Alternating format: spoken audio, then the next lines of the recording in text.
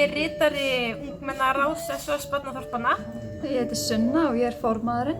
Við vorum með kynningu í boðinni og við fórum hingað og vorum að kynna hvað við vorum að gera, okkar verkefni og hvað SOS Barnaþorpin og svo vorum við með helling af veitingum og kaffi.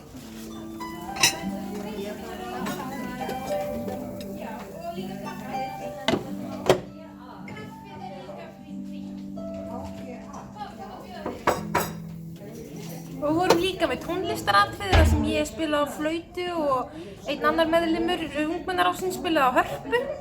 Og já, bara höfðum gaman og það var gaman að hitta fólkið og bara gera þennan viðburð. Já. Og hafði fólki ekki gaman að því að sjá þetta? Jú. Ótrúlega. Mjög gaman af vöfflunum sem við gerðum líka. Einstakur áhuga á Já. vöfflum. Og bangsanum, flotta bangsanum. Og flotta bangsanum með þetta líka. Já, ótrúlega sniðugt. Selduðu marga flotta bangsa? Já, við erum eiginlega búin með heilan kassa flotta bangsa.